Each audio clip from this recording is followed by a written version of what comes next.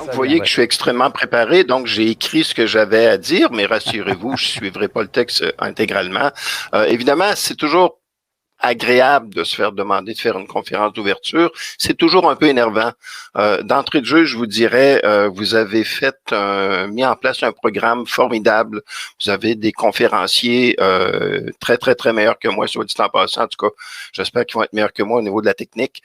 Donc, effectivement, ça risque d'être un beau colloque. Mon seul regret, évidemment, quand on m'a invité à ce colloque-là au départ, ça devait se passer en Gaspésie, donc ça aurait été agréable d'être auprès de vous. Mais la situation étant ce qu'elle est, donc on compose avec ça. Puis je vois qu'au niveau de l'organisation, vous avez su composer assez brillamment avec ça, donc bravo. Écoute, les gens qui me connaissent vous diront que je suis tout sauf quelqu'un de prétentieux. Je suis quelqu'un de modeste. Par contre, la prétention que je pourrais avoir, puis encore là, avec bien des réserves, c'est d'avoir une expérience extrêmement diversifiée par rapport au logement communautaire. J'ai fondé une coop d'habitation, puis là, ça me rajeunit pas, là, à la fin des années 70. Bon, rassurez-vous, là, 79, c'est vraiment la fin des années 70. Mon intention était à l'époque, évidemment, de loger mes parents. Et moi-même, évidemment, puisque j'habitais à la maison. Puis malheureusement, mes parents avaient horreur de ça, les coops, donc j'ai jamais réussi à les convaincre. Donc, je me suis retrouvé président d'une coop au sein de laquelle je n'habitais pas, ce qui était quand même un peu étrange comme situation. J'ai par la suite travaillé dans un groupe de ressources techniques de Québec qui se nomme Action Habitation. Donc, j'ai travaillé là pendant 4 ans. Puis par la suite, on m'a offert de travailler à la Société d'habitation. Ce que au départ, j'ai refusé. J'aimais beaucoup, beaucoup, beaucoup travailler dans le communautaire. Et là, vous voyez ça sans aucune ironie. Quand ils m'ont dit que le salaire était le double, ça m'a fait un petit peu changer d'idée. Donc, finalement, j'ai travaillé à SHQ pendant 7 ans. Et nonobstant les questions salariales, j'ai beaucoup aimé cette expérience-là. Ça a été vraiment le fun. Notamment parce que on m'avait délégué ce qu'on appelait à Québec, évidemment, les régions éloignées. Donc, la Gaspésie, les îles-de-la-Madeleine, l'Abitibi, puis la Haute-Côte-Nord. Donc, vous comprenez que j'ai beaucoup, beaucoup voyagé pendant ces années-là. On verra tantôt sur cet élément-là, mais en 93, la SHQ a subi une cure d'amaigrissement, mettons plutôt accélérée. Donc, je me suis retrouvé à l'Université Laval à enseigner un cours qui s'appelle Coop et logement. Donc, évidemment, ça a rajouté une autre corde à mon arc. Puis par la suite, je me suis retrouvé à la Confédération québécoise des coops d'habitation, notamment dans la job de responsable de la formation. Puis depuis une vingtaine d'années, là, je suis à la Caisse d'économie solidaire, comme Ambroise vous l'a dit, spécialisé dans le financement de logements communautaires, puis dans l'appui, dans le fond, aux réseaux qui sont autour de cette question-là.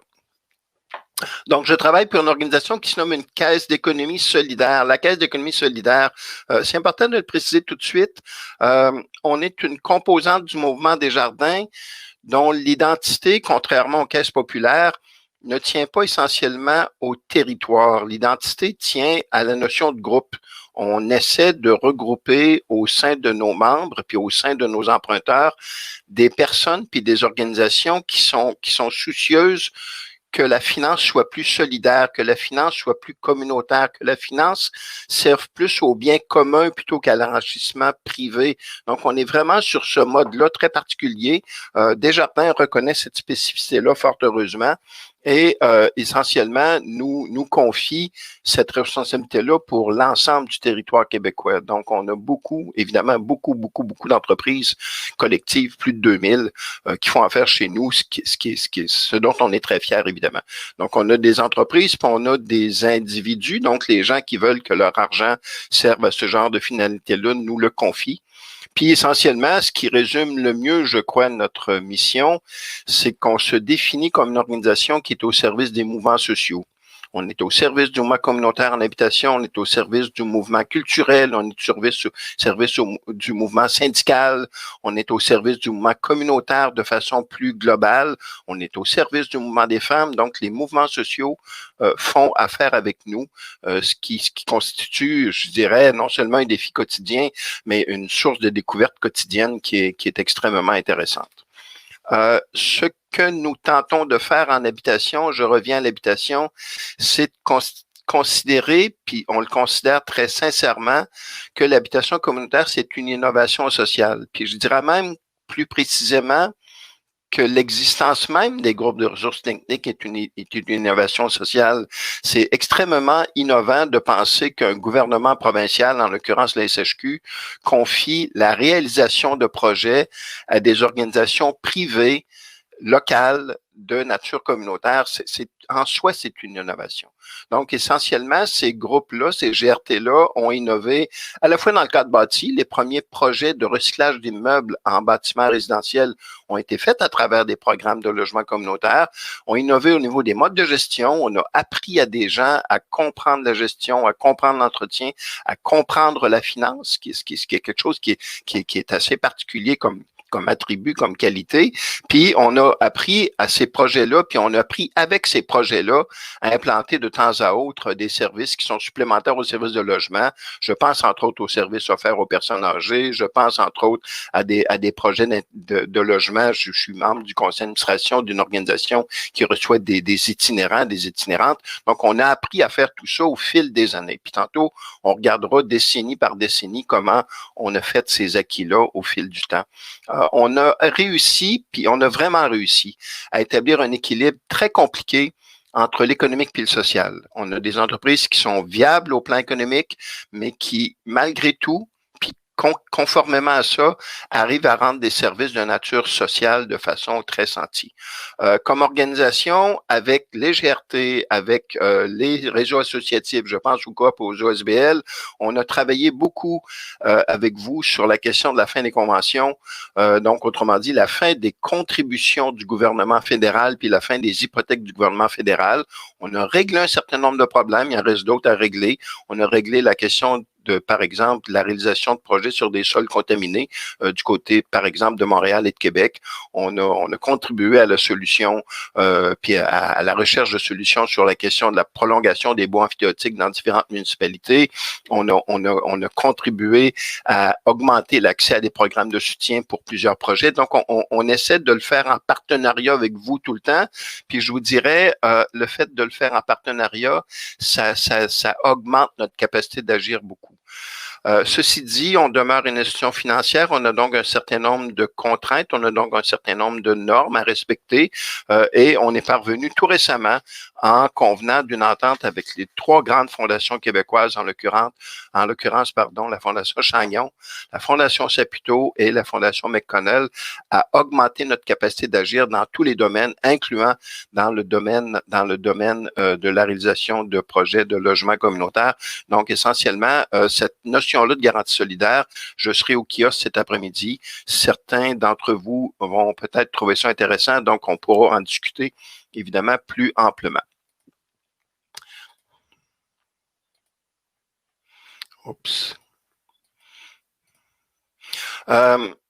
On a quelque chose comme 760 organismes, habitations qui sont membres de la Caisse. Donc, c'est assez impressionnant, très modestement, comme performance. Donc, je pourrais vous parler de beaucoup de ces projets-là. L'idée, c'est de vous montrer une photo pour voir tout ça.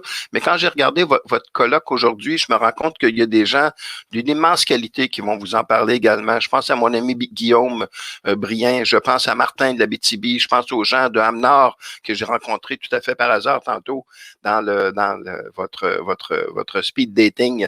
Je pense à Amic Coder qui est là de Québec sur le projet Mieux vivre chez soi, au sein duquel j'ai siégé au conseil d'administration pendant quelques années. Donc, ces gens-là vont vous en parler aussi de ces projets-là. Mais sachez que nombre de ces projets-là sont chez nous.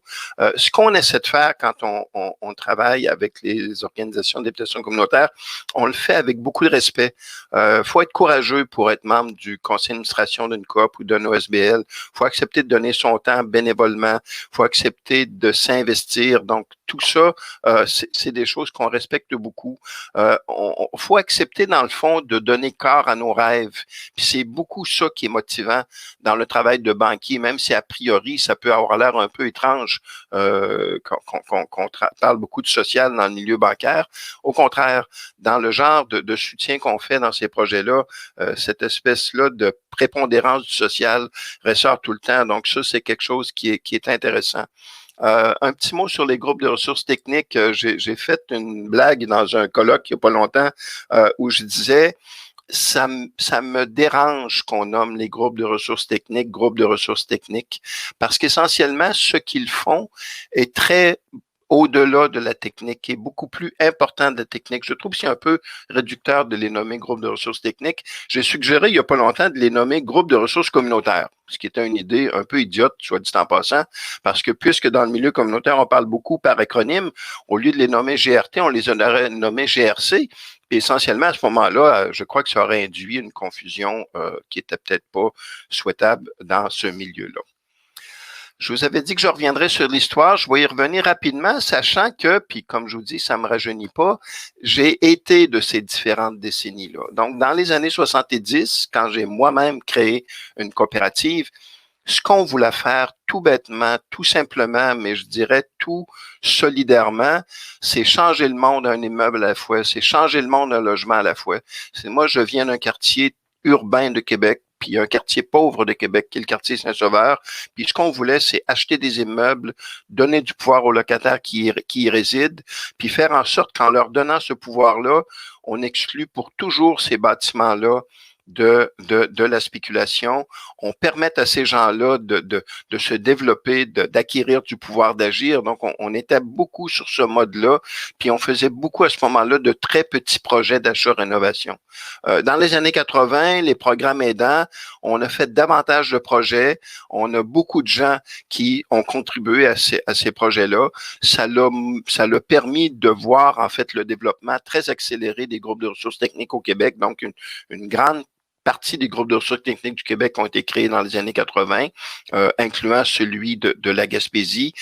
Une grande partie des réseaux associatifs et coopératifs ont pris corps dans les années 80, donc le milieu s'est structuré. On a fait un tas de trucs intéressants au niveau du cadre bâti, notamment les projets d'habitation dans des immeubles recyclés. On a inventé, quand je dis on, c'est parce qu'on le faisait beaucoup en collaboration avec les organisations publiques. On a inventé une méthode de fixation de loyer qui s'appelle la méthode Milton Park, qui permettait de maintenir les gens en place. Donc, dit autrement, qui permettait de rénover des immeubles de façon considérable sans augmenter les loyers. C'est ça la nature de la méthode Milton Park. Donc, on a commencé avec cette méthode-là, puis c'est les discussions autour de cette méthode-là, à être égaux, à intervenir de façon, je dirais, partenariale avec les autorités publiques. Puis, tranquillement, on va parler à ce moment-là de co-construction d'intervention publique. Puis ça a été une des expériences extrêmement intéressantes.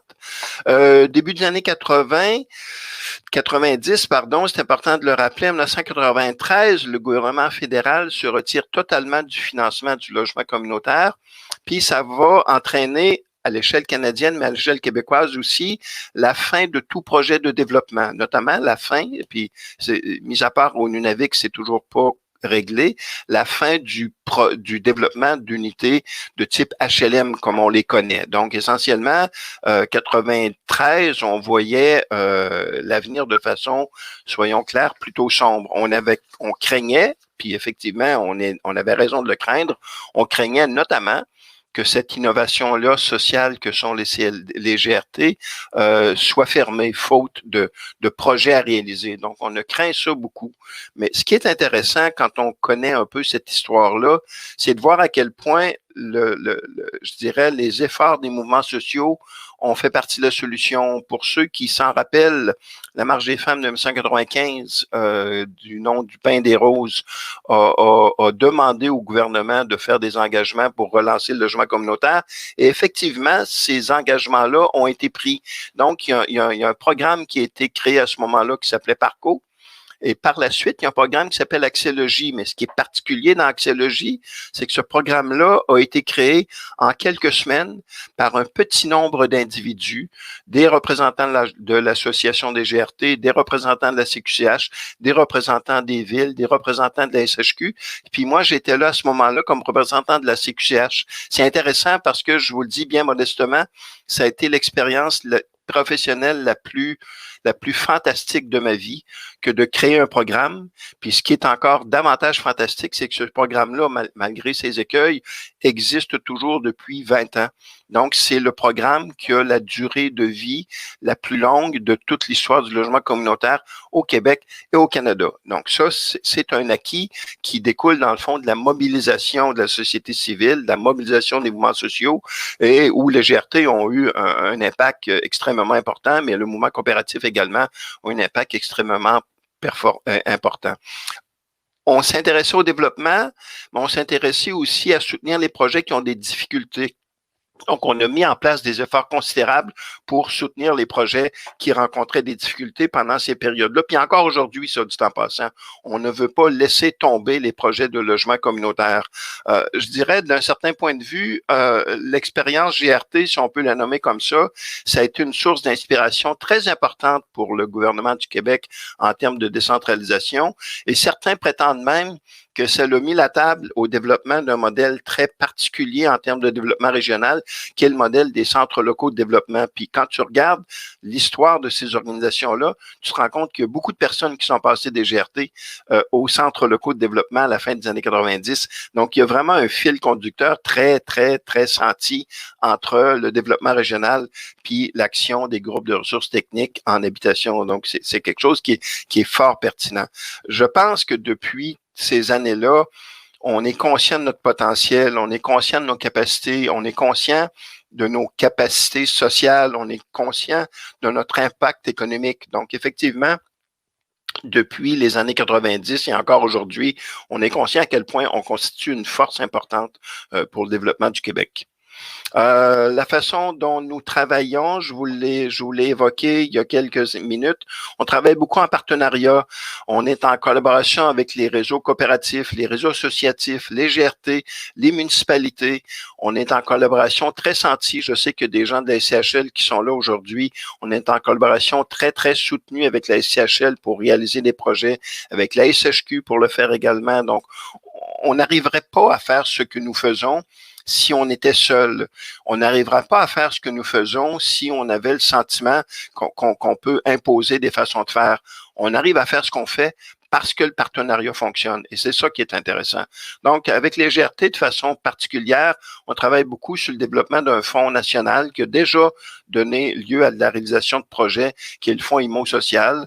On travaille beaucoup avec la CQCH. Guillaume va être là pour en attester sur le financement de coopératives de propriétaires, donc qui est une nouvelle forme de coopération. Puis, on a travaillé il y a quelques années au premier projet de cohabitat québécois, donc Cohabitat Québec, qui est le seul projet qui permettait à des gens de vivre dans ce mode de vie-là extrêmement communautaire, qui est le cohabitat, qui est un modèle très sincèrement que je crois qu'on a tout avantage à répliquer à l'échelle du Québec en entier. Donc, on soutient beaucoup la réalisation de projets, c'est le cœur de notre mission. On n'invente pas les projets, on le fait en partenariat avec les gens. Donc, on fait de la banque militante, ça, même si ça a l'air un peu opposé, ces deux trucs-là. C'est pas neutre le fait d'être banquier dans une caisse d'économie solidaire. C'est un acte de militance, tout comme c'est pas neutre de travailler d'un GRT, c'est un acte de militance, d'où mon hésitation à les réduire à l'échelle plus technique. Donc, il y a quelque chose de très militant dans ce job-là. On est présent dans tous les réseaux, on est présent dans tous les colloques, on donne des ateliers de formation. J'en donne une pas plus tard qu'en fin de semaine du côté de l'Estrie. Donc, on est beaucoup là. On a créé il y a 2 ans, et j'en suis particulièrement fier, la bourse François Saillant. François Saillant, pour ceux qui le savent pas, est un militant de très, très, très longue date sur la question du droit au logement, qui a pris sa retraite tout récemment, qui depuis d'ailleurs n'est pas tout à fait retraité parce qu'il a publié 2 volumes en 2 ans, ce qui est quand même un niveau de production extrêmement élevé. Donc, la bourse François Saillant récompense les organisations qui font des démarches innovantes dans la question de la promotion du logement communautaire. Donc, on a créé avec grand plaisir cette bourse-là récemment. Je dirais, pour conclure, je dirais qu'on veut continuer avec vous d'innover. On a le sentiment, puis on pourra discuter de notre lecture, on a le sentiment que le contexte est favorable, on a le sentiment que le logement communautaire a fait ses preuves, on a le sentiment que les gouvernements sont réceptifs. Donc ça, il y a quelque chose de positif pour nous de ce côté-là. Donc, on souhaite que les choses continuent de se développer.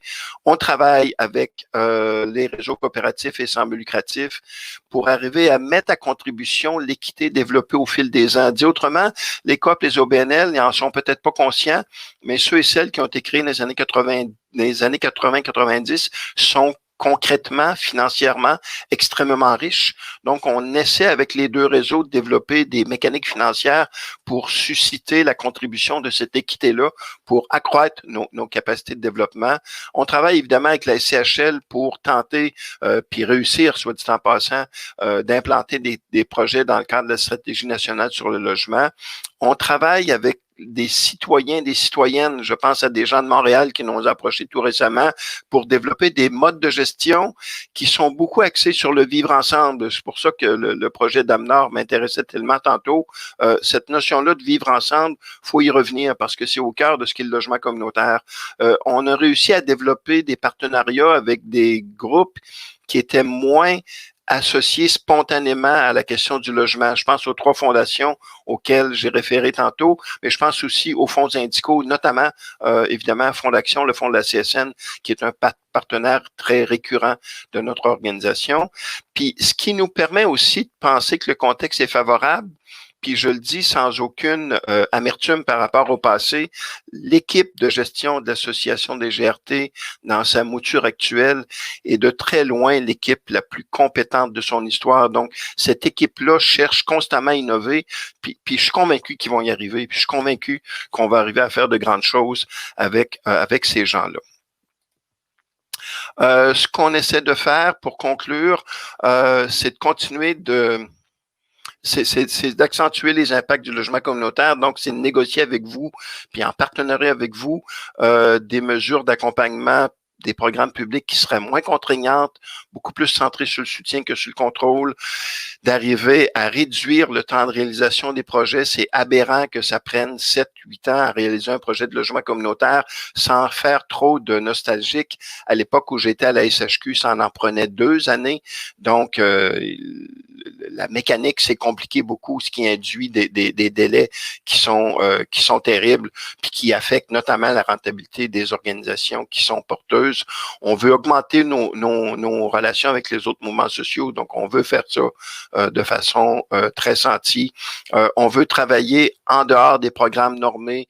Il y a un certain GRT qui ont réussi, par exemple, à développer des COP de propriétaires, à développer des acquisitions hors programme, à soutenir la fusion de certains ensemble, parce que des fois, la petite taille n'est pas un facteur facilitant. Donc, on joue beaucoup sur ce terrain-là en partenariat avec vous. On essaie de soutenir les groupes qui sont soucieux de développer des communautés conviviales autour de l'habitation, notamment autour du concept des cohabitats. Donc, on est beaucoup sur ces terrains-là. C'est le cœur de mon travail. Donc, en conclusion, je dirais que la collaboration de la Caisse avec vos projets, puis la collaboration de la Caisse avec l'Association des GRT, ça a toujours été acquis, donc elle ne reculera pas, cette collaboration-là. Elle est là pour durer. On est complices dans vos projets, on partage les mêmes visées sociales, on est un mouvement social, puis dans le fond, on est le mouvement qui veut faire en sorte que les rêves que vous portez, auxquels on adhère, les rêves que vous portez se réalisent.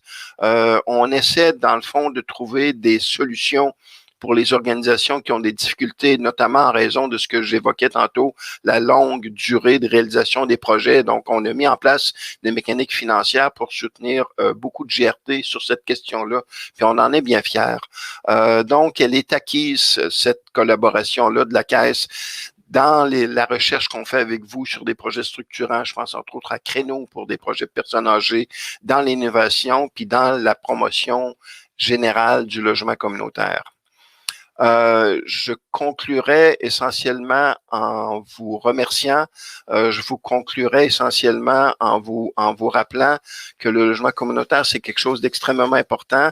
Je vous dirais que les GRT sont pour nous des artisans du logement communautaire, puis que ces artisans-là, dans le fond, faut qu'ils demeurent efficace, il faut qu'il demeure très, très compétent au plan technique, mais il ne faut pas qu'il oublie que fondamentalement, ce boulot-là, ça permet essentiellement de réaliser des rêves. Donc là-dessus, je vous remercie de votre attention. J'espère pas avoir été trop long, puis j'espère que mes petits problèmes techniques ne vous ont pas trop embarrassé. Voilà. Merci. Merci, André. Alors, on aurait le temps pour des questions. Donc, oui. Sur le chat, en direct. Soit dit en passant, André, merci beaucoup pour ta présentation. On sait qu'au niveau technique, c'est pas du tout la même chose qu'être en personne sur une scène. Ouais. Alors là, on va essayer de te ramener à l'écran. On va essayer de te ramener à l'écran. Il y a des gens qui avaient même demandé à savoir si on pouvait te voir en même temps que ton PowerPoint. Ah, je vais essayer d'organiser ça. Attends-moi une seconde. Ça s'en vient. Il y a sûrement moyen d'y arriver. Alors, je pense que ça y est, là, normalement. Et voilà, et voilà. Oui. On se voit, les gens te voient. Oui, c'est à la toute fin, finalement, qu'on devient bon dans le technique. Donc, André, peut-être une première question. J'aimerais que, je ne sais pas si tu en as parlé dans ta présentation, mais j'aimerais que tu nous donnes une idée de l'importance des investissements de la Caisse d'économie solidaire dans le logement communautaire au Québec. En fait, ouais, c'est une bonne question. J'en ai parlé en nombre de projets, mais je peux t'en parler aussi en dollars. C'est au-dessus de 450 millions de dollars, dans le fond, de financement qu'on a actuellement qui contribue au logement communautaire au Québec. C'est grosso modo le 2/3 des prêts que nous faisons aux entreprises sont orientés vers le logement communautaire. Donc, c'est de très, très loin le secteur le plus important de la Caisse. En fait, il est aussi important que tous les autres secteurs multipliés par 2, là.